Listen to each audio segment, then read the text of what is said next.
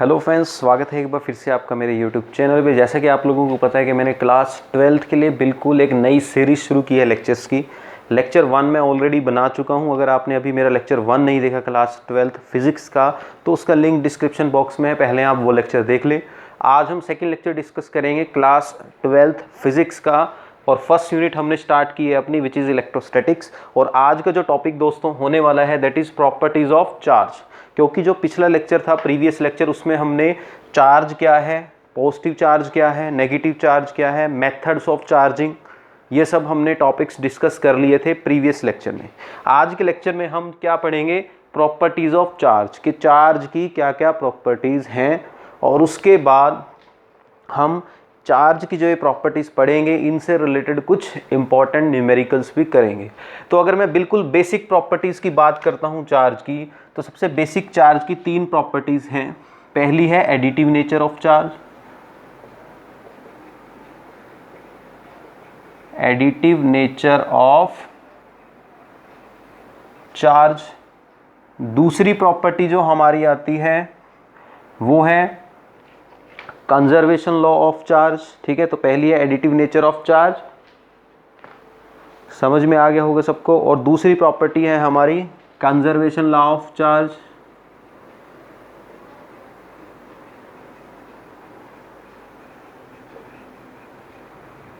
और इसके बाद दोस्तों हमारी थर्ड प्रॉपर्टी जो है चार्ज की, जिससे रिलेटेड न्यूमेरिकल्स आने के चांस रहते हैं एग्जाम में, that is quantization law of charge. Quantization law of charge, तो ये आपके सामने है। तो टोटल बच्चों हमारे पास जो है, हम यहाँ पे 3 प्रॉपर्टीज डिस्कस करेंगे चार्ज की, जो सबसे बेसिक प्रॉपर्टीज हैं। इसके अलावा चार्ज की और क्या प्रॉपर्टीज हैं वो हमने ऑलरेडी फर्स्ट लेक्चर में पढ़ ली हैं, जैसे कि अपोजिट चार्ज अट्रैक्ट करते हैं, सिमिलर चार्ज रिपेल करते हैं। ठीक है, कि स्मॉलेस्ट वैल्यू जो चार्ज की होती है वो क्या है, ई से उसको रिप्रेजेंट करते हैं, और उसकी वैल्यू कितनी है, 1.6 × 10⁻⁻19 कूलम। ये हम ऑलरेडी फर्स्ट लेक्चर में डिस्कस कर चुके हैं। तो आज बिल्कुल इंपॉर्टेंट ये 3 बेसिक प्रॉपर्टीज़ हम चार्ज की डिटेल में डिस्कस करेंगे, एडिटिव नेचर, कंजर्वेशन लॉ और क्वांटाइजेशन लॉ। तो सबसे पहले हम डिस्कस करते हैं एडिटिव नेचर ऑफ चार्ज। नाम से ही क्लियर हो रहा है बेटा, एडिटिव नेचर। तो सबको पता है चार्ज क्या है, एक स्केलर क्वांटिटी। ठीक है, चार्ज सबको पता है एक स्केलर क्वांटिटी है। तो एडिटिव नेचर क्या है फिर चार्ज की, तो सबको पता है चार्ज एक स्केलर क्वांटिटी है। तो यहीं से हमें इसकी एडिटिव नेचर पता लगती है। इसका मतलब चार्ज की कोई डायरेक्शन तो है नहीं, क्योंकि ये एक स्केलर क्वांटिटी है। तो एडिटिव नेचर ऑफ चार्ज क्या बोलता है कि अगर मेरे पास कोई भी एक सिस्टम है, और इस सिस्टम में अलग अलग पोर्शंस में उस सिस्टम के अलग अलग चार्जेस हैं, तो अगर मैं टोटल चार्ज उस सिस्टम का निकालता हूं, then that total charge will be equal to the algebraic sum of all the individual charges separated in the system. जैसे कि फॉर एग्जांपल मेरे पास ये कोई एक सिस्टम है, इस सिस्टम में इतने पोर्शन में Q1 चार्ज है, इतने पोर्शन में Q2 चार्ज है, इतने पोर्शन में इसके पास Q3 चार्ज है। मतलब ये वैल्यूज़ हैं चार्ज की, मैग्नीट्यूड्स हैं। यहाँ पे चार्ज की वैल्यू सपोज Q4 है और यहाँ पे Q5 है। तो अगर कोई मुझसे पूछता है कि इस पूरे सिस्टम का टोटल चार्ज निकाल लो, तो मैं टोटल चार्ज कैसे निकाल लूँगा, तो एडिटिव नेचर क्या बोलती है कि टोटल चार्ज कैसे निकलेगा बच्चे, सिंपली सारे चार्ज क्या हो जाएंगे, ऐड हो जाएंगे। Q1 + Q2 + Q3 + Q4 + Q5। तो वेरी वेरी सिंपली क्या हो गए, सभी चार्ज ऐड हो गए। तो ये है आपकी एडिटिव नेचर ऑफ चार्ज। जैसे फॉर एग्जांपल अगर Q1 चार्ज की वैल्यू होती सपोज प्लस के 10 कूलम, इसकी वैल्यू होती -2 कूलम, ये होता -5 कूलम, ये होता प्लस के 6 कूलम, और ये होता -3 कूलम। तो अब टोटल चार्ज कितना आता है इस सिस्टम में, बता सकता है कोई? सिंपल है, Q1 की वैल्यू कितनी है 10, प्लस Q2 की वैल्यू कितनी है -2, प्लस Q3 की वैल्यू कितनी है 6, प्लस Q4 की वैल्यू कितनी है -5, प्लस Q5 की वैल्यू कितनी है -3। इसको सॉल्व कर लो, आंसर आ जाएगा। तो कितना बनेगा, 10 और 6 कितने होते हैं 16, और माइनस ये बनेगा हमारा 3, 2, 5 और 5 10, दैट मीन्स 6 कूलम, प्लस के 6 कूलम टोटल चार्ज है पूरे सिस्टम पे। तो इस तरह से अगर हमें इंडिविजुअल चार्जेस पता हो तो हम पूरे सिस्टम का चार्ज निकाल सकते हैं by simply adding the charges. तो सभी चार्जेस का हमने क्या लेना है, अलजेब्रिक सम लेना है और हमें टोटल चार्ज पता लग जाएगा। तो ये सबसे बेसिक प्रॉपर्टी है चार्ज की, जिसे हम क्या बोलते हैं, एडिटिव नेचर ऑफ चार्ज। तो आई थिंक सबको समझ में आ गया। तो एडिटिव नेचर हमने पढ़ ली। तो अब बच्चे मैं आपको सेकंड प्रॉपर्टी समझाऊंगा।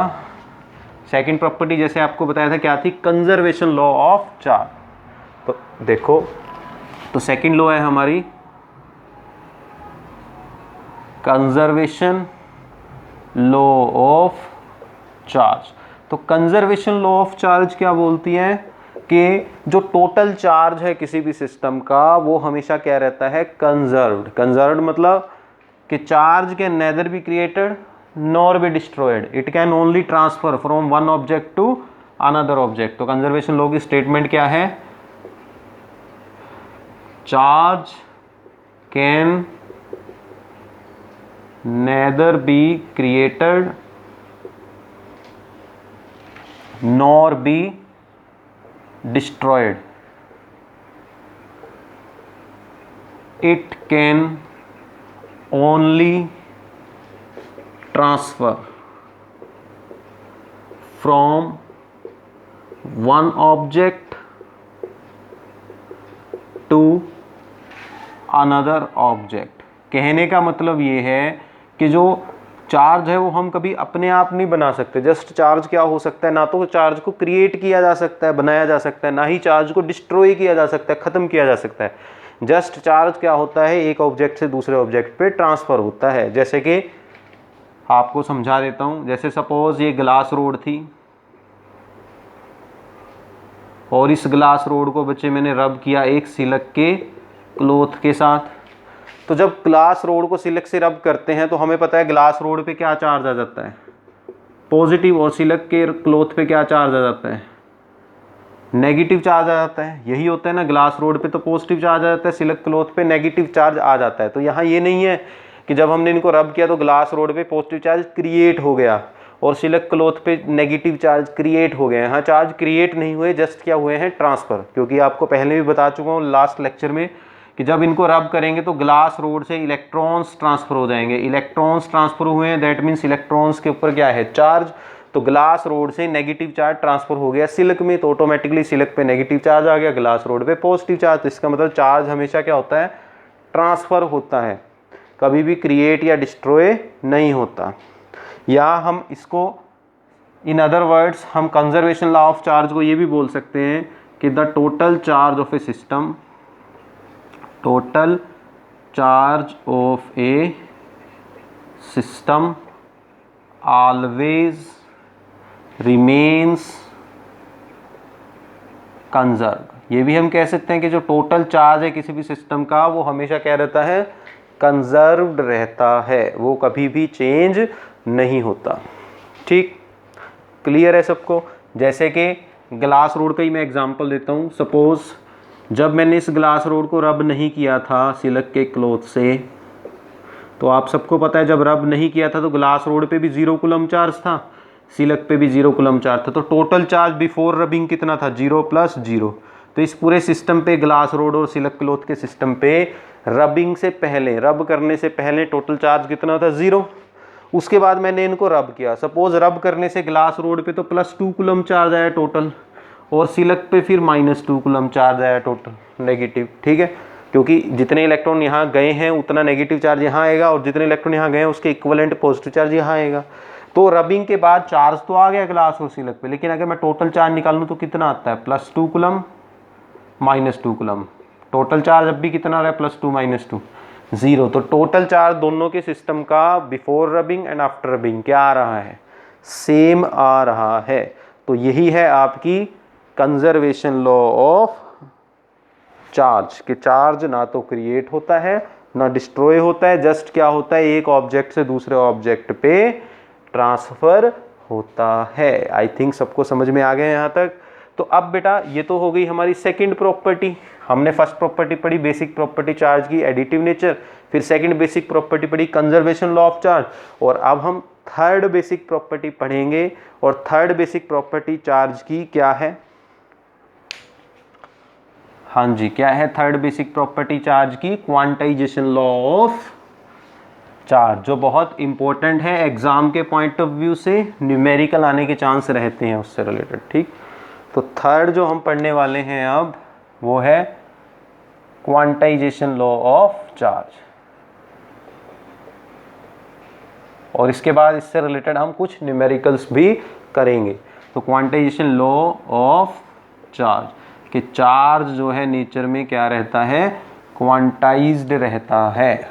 ठीक है, तो क्वांटाइजेशन लॉ ऑफ चार्ज बोलती क्या है बेसिकली, कि अगर आपको किसी भी ऑब्जेक्ट पे टोटल चार्ज निकालना है, ठीक, तो वो हमेशा किसके इक्वल होगा, integral multiple of the total के integral multiple of the charge on an electron. ठीक है, लिख देता हूँ स्टेटमेंट, तब समझ में आ जाएगा आपको। तो क्वांटाइजेशन लॉ ऑफ चार्ज बेटा क्या बोलती है कि it states that the total charge on an object is always equal to the integral multiple of the smallest value of charge, या आप कह सकते हो कि it states that the total charge on an object is always equal to the integral multiple of the smallest value of charge बोल दो, या यहाँ पे आप बोल सकते हो multiple of the elementary value of charge,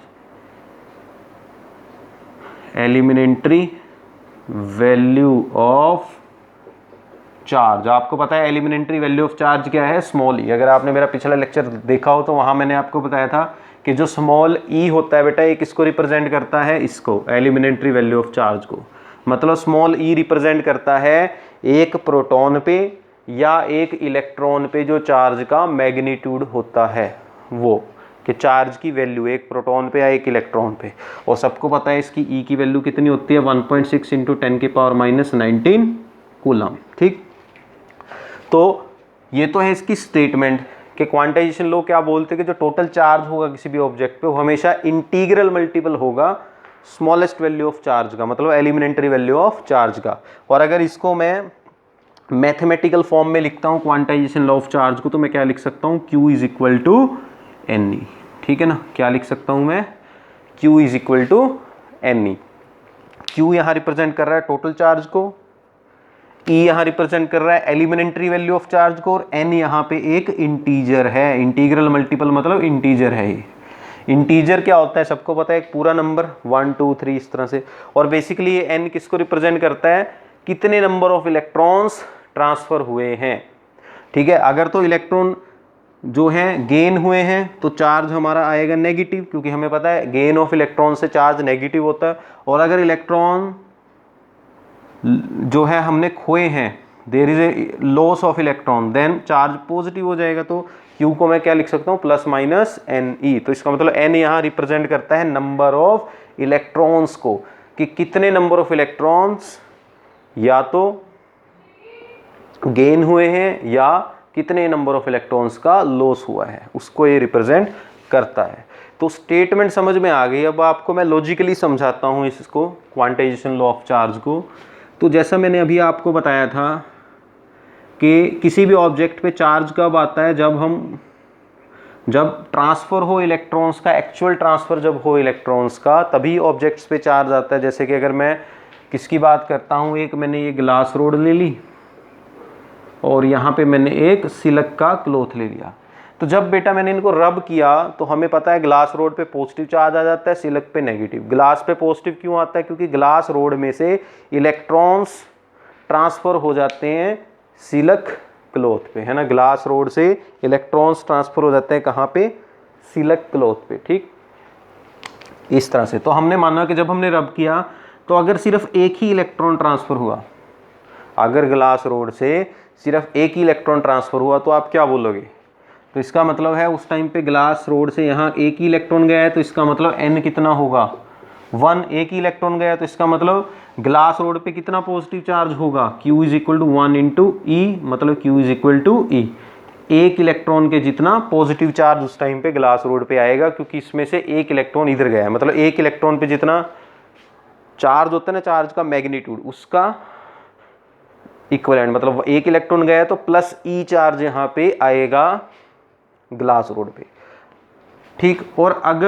और सिलक पे इतना ही नेगेटिव चार्ज, मतलब सिलक पे एक इलेक्ट्रॉन के मैग्नीट्यूड के जितना नेगेटिव चार्ज आएगा, जितना कि एक इलेक्ट्रॉन के चार्ज का मैग्नीट्यूड होता है।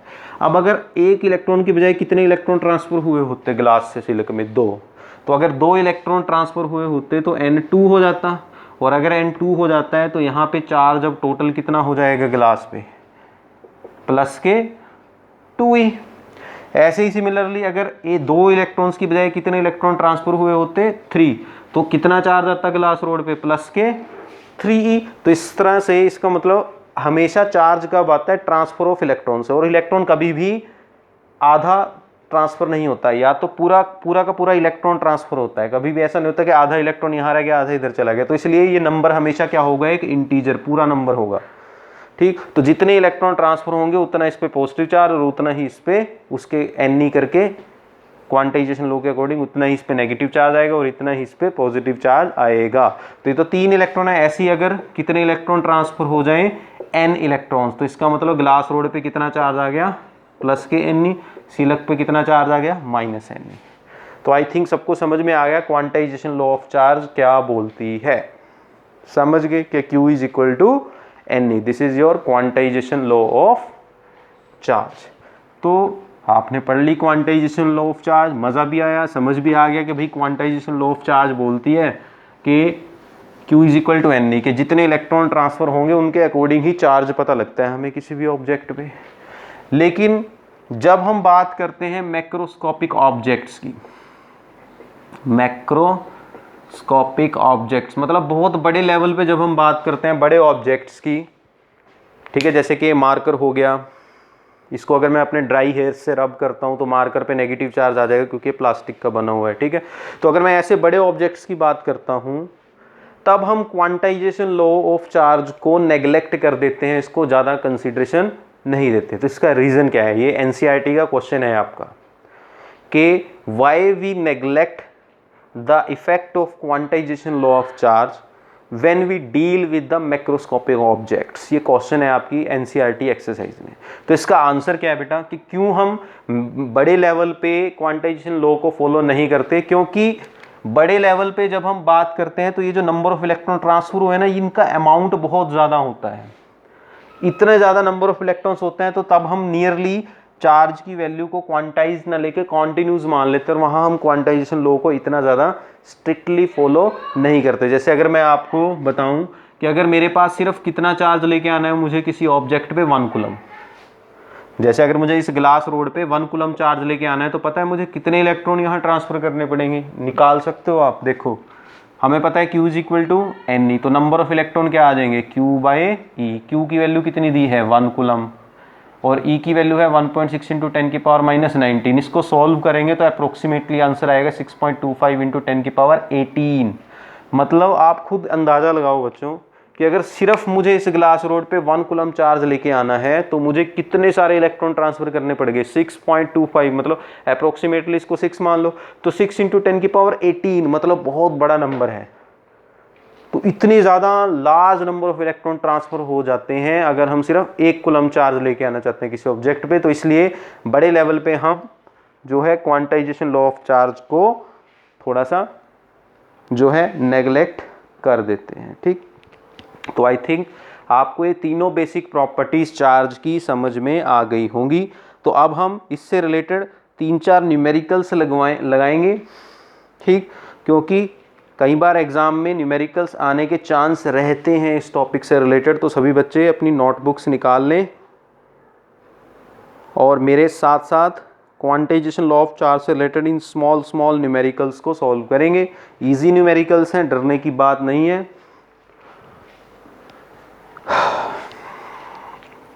तो अब हम कुछ बेसिक न्यूमेरिकल्स करने वाले हैं जो क्वांटाइजेशन लॉ ऑफ चार्ज से रिलेटेड हैं, ठीक है। अभी तक अगर आपने वीडियो लाइक नहीं की है तो लाइक ज़रूर कर दो, और अगर चैनल सब्सक्राइब नहीं किया है तो चैनल भी सब्सक्राइब कर दो, और जो बेल आइकन है उसको भी दबा दो, ठीक है। और उसके बाद फोकस करो दोबारा से अपने फ़ोन में और देखो न्यूमेरिकल्स। तो जैसा कि एक न्यूमेरिकल है, इन्होंने कहा है कि ए comb drawn through person's hair on a dry day cause 10⁻22 electrons to leave the person's hair and stick to the comb. Calculate the charge. इन्होंने क्या कहा है कि एक बंदा था, ये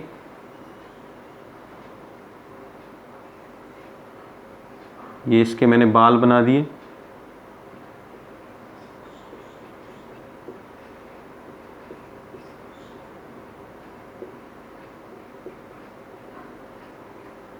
ठीक है। ये एक पर्सन है, एक बंदा है, स्टूडेंट है एक, सपोज आप लोगों में से ही कोई एक। मैंने क्या किया, अब इन्होंने कहा कि ड्राई डे है। ड्राई डे का मतलब क्या है कि मॉइस्चर नहीं है हवा में। इस टाइम पे मॉइस्चर नहीं होगा तो फ्रिक्शन अच्छे से लगेगा, रबिंग अच्छे से होगी। मैंने एक प्लास्टिक की कॉम्ब ली, ठीक है, ये मैंने क्या ले लिया, एक प्लास्टिक की कॉम्ब, और इस कॉम्ब को इसके बालों के साथ क्या किया, रब, ठीक है। तो इन्होंने क्या कहा है कि हमने क्या किया, इसके ड्राई हेयर्स के साथ, सूखे बालों के साथ इस प्लास्टिक की कॉम्ब को ऐसे ऐसे रब किया। तो जब प्लास्टिक की कॉम्ब को इससे रब किया गया तो इसके बालों से इलेक्ट्रॉन्स कॉम्ब में ट्रांसफ़र हो गए, मतलब कॉम्ब पे क्या चार्ज आ गया, नेगेटिव चार्ज, ठीक है। इसके बालों पे पॉजिटिव चार्ज आ जाएगा। तो इन्होंने हमें क्वेश्चन में दिया है कि कितने इलेक्ट्रॉन ट्रांसफ़र हुए, 10⁻22 इलेक्ट्रॉन्स। तो हमें दिया है कि इस कॉम्ब में कितने इलेक्ट्रॉन्स ट्रांसफ़र हुए हैं, 10⁻22 इलेक्ट्रॉन्स। इतने इलेक्ट्रॉन्स जो हैं इस पर्सन के हेयर्स से ट्रांसफ़र हो चुके हैं कॉम्ब में। तो अब हमें क्वेश्चन पूछा गया है calculate the charge on the comb. तो इस पे चार्ज कितना है, इस कॉम्ब पे कितना नेगेटिव चार्ज है, वो हमें फाइंड आउट करना है। तो हमें नंबर ऑफ इलेक्ट्रॉन्स दिए हैं, कितने ट्रांसफर हुए, 10⁻22। तो simple quantization law of charge use कर लेंगे। हमें पता है एक इलेक्ट्रॉन पे कितना चार्ज होता है, 1.6 × 10⁻−19 कूलम। तो टोटल इलेक्ट्रॉन्स कितने हैं, 10⁻22। एक इलेक्ट्रॉन पे चार्ज इतना है, तो टोटल चार्ज कितना आएगा इस पे, माइनस के n ही, नेगेटिव है तो माइनस लगेगा, तो -n, n कितना है, 10⁻22 मल्टीप्लाई बाई e, 1.6 × 10⁻−19। इसको सोल्व कर लो, हमारे पास टोटल चार्ज आ जाएगा। सोल्व करके आंसर बनेगा माइनस के 1.6 × 10⁻3 -1.6 × 10⁻³ कूलम। तो इसका मतलब इस कॉम्ब पे कितना चार्ज आ गया, नेगेटिव, माइनस के 1.6 × 10⁻³ कूलम। इसको ठीक कर लेता हूँ, -3 नहीं है बेटा, +3 है, क्योंकि 22 में से 19 गए तो +3 आएगा ना, तो 10⁻³ कूलम आएगा, ठीक है। तो आई थिंक ये फर्स्ट न्यूमेरिकल आपको समझ में आ गया होगा, बिल्कुल ईजी है कि रब किया, जस्ट इलेक्ट्रॉन ट्रांसफर हुए, क्वांटाइजेशन लॉ लगाई, आंसर आ गया। अब करते हैं एक और न्यूमेरिकल, ये भी एनसीईआरटी की एक्सरसाइज से लिया गया है जो न्यूमेरिकल अब मैं आपको कराने जा रहा हूँ। स्टेटमेंट नहीं लिखूंगा मैं, जस्ट आपको ऐसे ही समझाऊंगा स्टेटमेंट, टाइम वेस्ट होने से बचेगा। तो स्टेटमेंट में बोल रहा हूँ कुछ इस तरह से क्वेश्चन की कि if a body gives out 10⁻9 electrons every second. इन्होंने कहा है कि एक बॉडी जो है कितने इलेक्ट्रॉन दे रही है, 10⁻9 इलेक्ट्रॉन्स एवरी सेकेंड। मतलब ये कोई ऑब्जेक्ट है, इस ऑब्जेक्ट में से कितने इलेक्ट्रॉन्स लूज हो रहे हैं, मतलब कितने इलेक्ट्रॉन्स का लॉस हो रहा है पर सेकंड, मतलब एक सेकंड में कितने इलेक्ट्रॉन इसमें से निकल रहे हैं, 10⁻9। क्लियर है ये चीज, यहाँ तक स्टेटमेंट सबको समझ में आ गई। सिंपल है कि कोई ऑब्जेक्ट है ये, और इस ऑब्जेक्ट में से एक सेकंड में कितने इलेक्ट्रॉन बाहर आ रहे हैं, 10⁻9 इलेक्ट्रॉन्स बाहर आ रहे हैं। अब इन्होंने क्वेश्चन पूछा है how much time it required to get a total charge of 1 coulomb. अब देखो, क्योंकि इसमें से इलेक्ट्रॉन जा रहे हैं बाहर, इलेक्ट्रॉन्स बाहर निकल रहे हैं इस ऑब्जेक्ट से, तो इस पे कौन सा चार्ज आने वाला है, ऑब्जेक्ट पे पॉजिटिव चार्ज आने वाला है। तो इन्होंने पूछा है कि कितना टाइम इस ऑब्जेक्ट को लगेगा कितना चार्ज इकट्ठा करने में, 1 कूलम। क्वेश्चन आई थिंक सबको समझ में आ गया होगा। दोबारा बता देता हूँ बेटा, क्वेश्चन क्या है कि एक ऑब्जेक्ट है, उसमें से एक सेकंड में कितने इलेक्ट्रॉन निकल रहे हैं, 10⁻9 इलेक्ट्रॉन्स निकल रहे हैं। एक सेकंड में इतने इलेक्ट्रॉन्स का लॉस हो रहा है, जिससे इस पे क्या चार्ज आएगा, पॉजिटिव। तो इन्होंने कहा कि कितना टाइम इसको लगेगा 1 कूलम चार्ज लेके आने में, ठीक, तो अब हमें पता है कि जब हमारा टाइम कितना है 1 सेकेंड, तो कितने नंबर ऑफ इलेक्ट्रॉन ट्रांसफर हो रहे हैं इसके अंदर से बाहर, कितने इलेक्ट्रॉन निकल रहे हैं 10 की पावर 9। तो मैं निकाल सकता हूं कि कितना चार्ज इस पे आया 1 सेकेंड में। तो चार्ज प्रोड्यूस्ड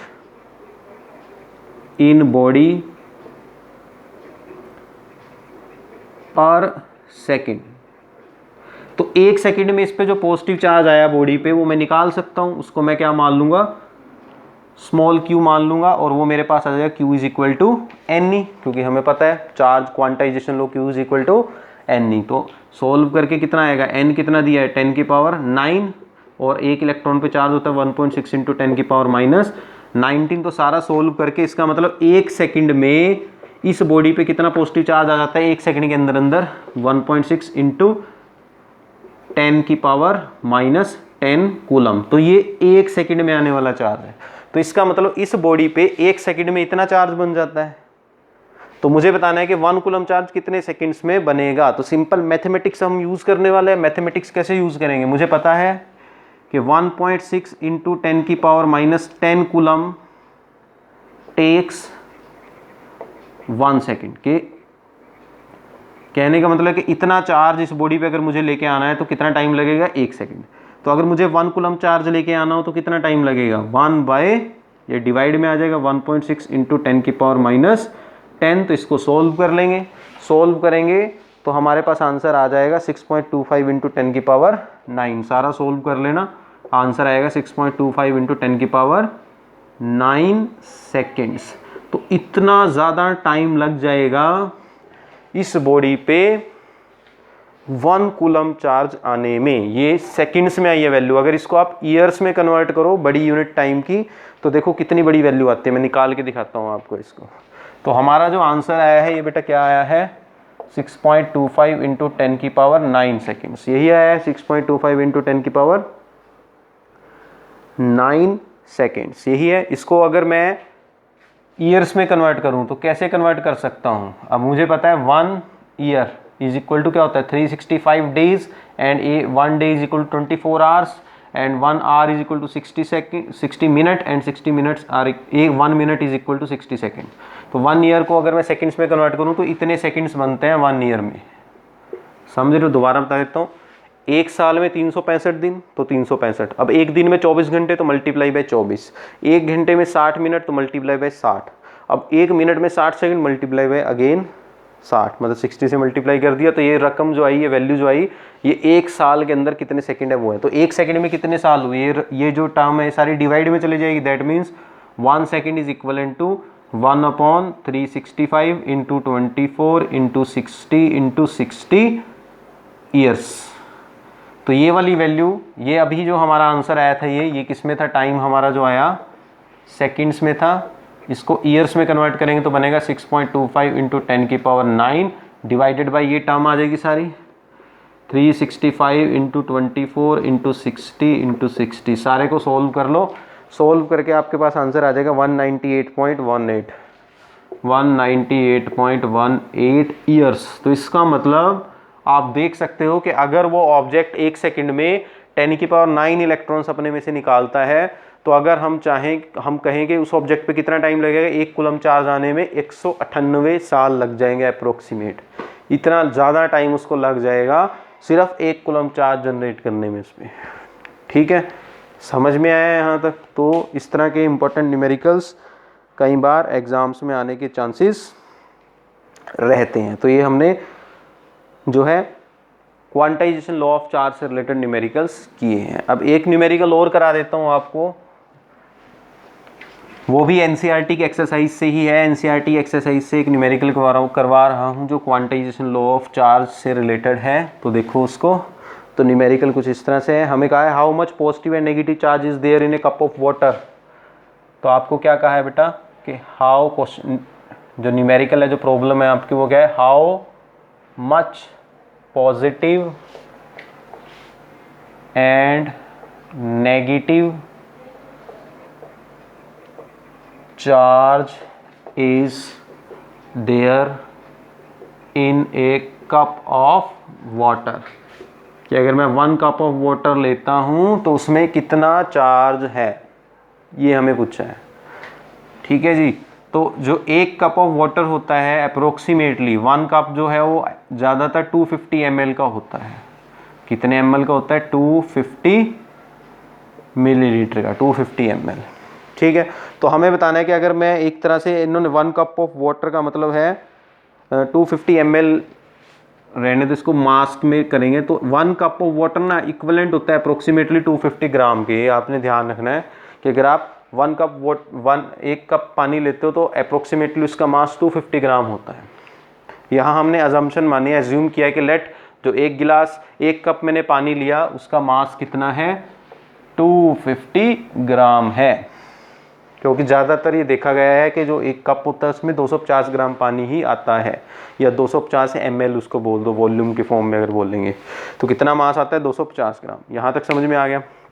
तो हमें निकालना है कि 250 ग्राम पानी में मतलब कि कितना पॉजिटिव चार्ज है, कितना नेगेटिव, क्योंकि हमें पता है पानी तो न्यूट्रल होता है, क्योंकि पानी के अंदर जितने नंबर ऑफ प्रोटॉन है उतने ही नंबर ऑफ इलेक्ट्रॉन्स हैं। इस वजह से पानी में टोटल चार्ज तो 0 है, लेकिन फिर भी हमें निकालना तो पड़ेगा कि कितने प्रोटॉन कितने इलेक्ट्रॉन्स, ये तो हमें फाइंड आउट करना पड़ेगा। तो देखो कैसे फाइंड आउट करेंगे। तो यहाँ पे केमिस्ट्री भी यूज़ होने वाली है बच्चों। तो हमें सबसे पहले देखो क्या करना पड़ेगा। वाटर का फॉर्मूला सबको पता है क्या है? H2O। ठीक, इसका मतलब वाटर का जो 1 मॉलिक्यूल मैं लेता हूँ, 1 मॉलिक्यूल का मास कितना है वाटर के? Mass of 1 molecule of water, 1 molecule of water, मतलब एटॉमिक मास अगर मैं निकालता हूँ, क्या निकालता हूँ? Atomic mass number. ठीक है, क्या निकालता हूँ? Atomic mass number of 1 molecule of water.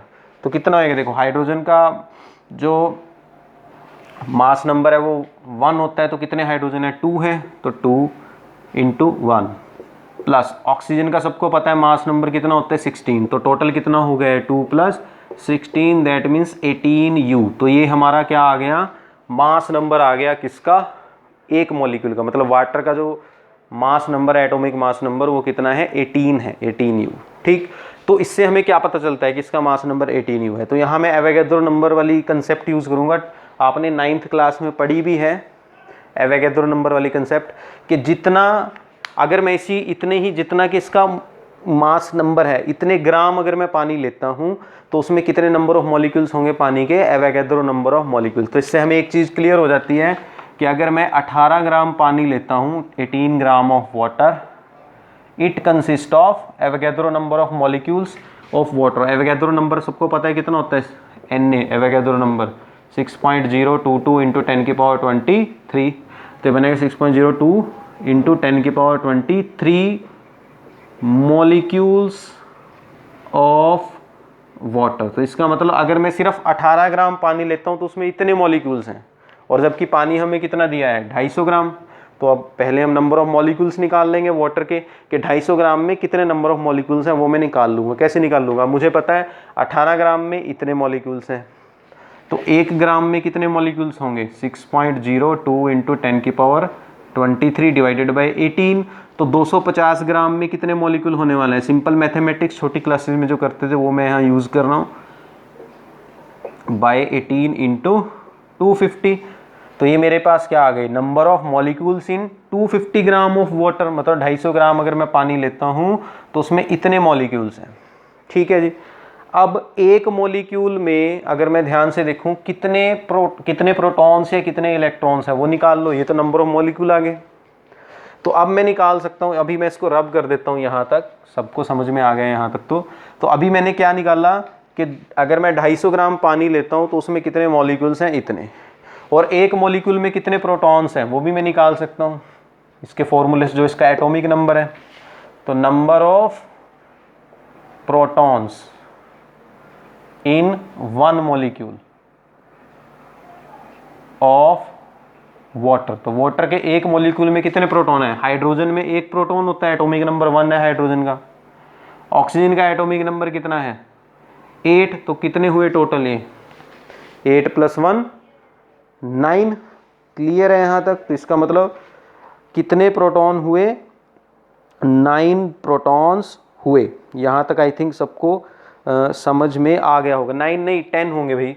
क्यों होंगे 10? देखो क्योंकि हाइड्रोजन है ना, कितने हाइड्रोजन है, 2 हैं, और एक हाइड्रोजन में एक प्रोटॉन है, +8, तो कितना बनेगा 2 + 8 मतलब 10। तो इसका मतलब एक मॉलिक्यूल में वाटर के कितने प्रोटॉन्स हैं, 10 प्रोटॉन्स। ये समझ में आया 10 क्यों है? क्योंकि यहाँ पे H2 है, एक हाइड्रोजन में एक प्रोटॉन, कितने हाइड्रोजन है यहाँ 2, तो 2 प्रोटॉन हाइड्रोजन की वजह से और 8 प्रोटॉन ऑक्सीजन की वजह से, क्योंकि एटॉमिक नंबर ऑक्सीजन का 8 होता है, हाइड्रोजन का 1, तो 2 + 8 10, तो 10 प्रोटॉन्स हैं एक मॉलिक्यूल में वाटर के।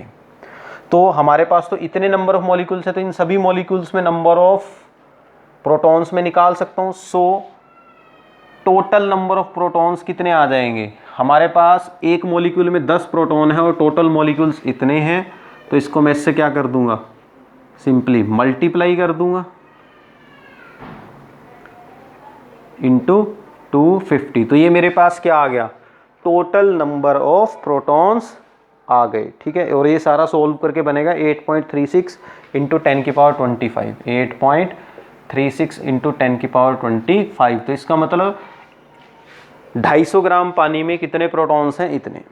समझ में आ गए यहाँ तक? 250 ग्राम पानी में कितने प्रोटॉन्स हैं, 8.36 × 10⁻25। दोबारा समझा देता हूँ।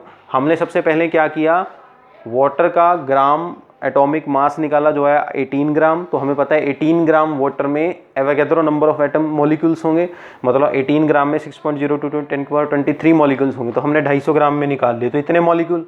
अब एक मॉलिक्यूल में 10 प्रोटॉन, तो इतने सारे मॉलिक्यूल्स में कितने प्रोटॉन होंगे, इसको 10 से मल्टीप्लाई कर दूंगा, सारा सोल्व कर लेना, ये आ जाएगा। तो ये आपके टोटल नंबर ऑफ प्रोटॉन्स आ गए। इसका मतलब नंबर ऑफ प्रोटॉन्स कितने हैं वाटर में, 8.36 × 10⁻25। ये 250 ग्राम पानी का लेखा जोखा है। ठीक है, तो टोटल चार्ज जब निकल जाएगा तो इसका मतलब टोटल पॉजिटिव चार्ज कितना है पानी के अंदर, Q = Ne, दैट मीन्स 8.36 × 10⁻25 × 1.6 × 10⁻−19। तो सारे को बेटा सोल्व कर लो और आप क्या निकाल सकते हो, टोटल चार्ज। और टोटल चार्ज आ जाएगा 1.33 × 10⁻7। सोल्व करोगे जब 1.33 × 10⁻7 कूलम। तो इसका मतलब अगर आप 250 ग्राम पानी मतलब 1 कप पानी लेते हो, तो इसका मतलब आपके पास उस टाइम पे उसके अंदर कितना पॉजिटिव चार्ज है, 1.33 × 10⁻7 कूलम, इतना पॉजिटिव चार्ज है। लेकिन इतना ही उसके अंदर क्या है, नेगेटिव चार्ज भी है, क्योंकि जितने प्रोटॉन्स हैं उतने ही इलेक्ट्रॉन्स हैं। इसलिए टोटल चार्ज अगर हम एडिटिव नेचर लगाते हैं तो टोटल चार्ज क्या हो जाता है पानी का, 0, क्योंकि जितने नंबर ऑफ प्रोटॉन्स हैं उतने नंबर ऑफ इलेक्ट्रॉन्स भी होंगे। तो जितना पॉजिटिव चार्ज उतना ही नेगेटिव चार्ज।